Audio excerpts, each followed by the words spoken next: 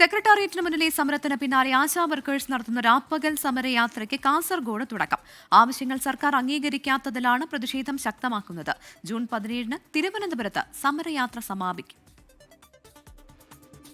കഴിഞ്ഞ 84 ദിവസങ്ങളിലായി സെക്രട്ടേറിയറ്റിന് മുന്നിൽ നടത്തിവരുന്ന സമരത്തിൽ സർക്കാർ അനുകൂല നിലപാട് സ്വീകരിക്കാത്ത സാഹചര്യത്തിലാണ് രാപ്പകൽ സമരയാത്ര.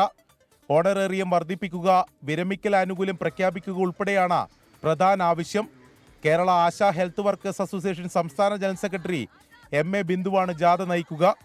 ഓരോ ദിവസവും സ്വീകരണങ്ങൾക്ക് ശേഷം ആശമാർ തെരുവിൽ അന്തിയുറങ്ങും. സർക്കാർ പ്രചരിപ്പിക്കുന്ന പോലെ സർക്കാരിനെ അട്ടിമറിക്കാനോ വിമോചന സമരമോ അങ്ങനെയൊന്നുമല്ല. തൊഴിലാളികളുടെ സമരമാണ്. അവന് ന്യായമായി 232 രൂപയ്ക്ക് ജീവിക്കാൻ കഴിയില്ല എന്നുള്ളൊരു യാഥാർത്ഥ്യം തിരിച്ചറിഞ്ഞുകൊണ്ട് അത് വർദ്ധിപ്പിക്കണം. ഏതെങ്കിലും ഒരു പ്രായത്തിൽ പിരിഞ്ഞു പോകുമ്പം 10, 20 അല്ലെ 18, 20 വർഷമൊക്കെ ഈ സമൂഹത്തിൻ്റെ പൊതുജനാരോഗ്യത്തിന് വേണ്ടി പണിയെടുത്തിട്ട് വാർദ്ധക്യത്തിൽ ഒന്നുമില്ലാതെ ഇറങ്ങിപ്പോകാൻ കഴിയില്ല എന്നുള്ള ബോധ്യപ്പെടലിൻ്റെ അടിസ്ഥാനത്തിൽ തുടങ്ങി വെച്ച സമരമാണ്. അപ്പോൾ നമുക്ക് ഈ ഡിമാൻഡ് നേടിയെടുത്ത ഈ സമരത്തിൽ നിന്ന് പിന്മാറാൻ കഴിയത്തുള്ളൂ. കഴിഞ്ഞ 84 ദിവസമായിട്ട് നമ്മൾ തിരുവനന്തപുരത്ത് നഗരത്തിൽ അന്തി ഉറങ്ങുകയാണ്. അപ്പോൾ അത് ആശമാർ ഇത്രയും ദിവസം അവിടെ തന്നെയാണ്, വെയിലും മഴയും എല്ലാം കൊണ്ട് അവിടെയാണ് അന്തി ഉറങ്ങിയത്. അപ്പോൾ ഇനി മറ്റു ജില്ലകളിലേക്ക് കൂടെ അത് വ്യാപിപ്പിക്കാന്ന് പറഞ്ഞാൽ മറ്റുള്ള ജില്ലകളിൽ അവിടെ എത്താൻ പറ്റാത്ത ആശാപ്രവർത്തകരെയും കൂടെ അതിൽ ഉൾപ്പെടുത്തുക എന്നുള്ളതാണ്.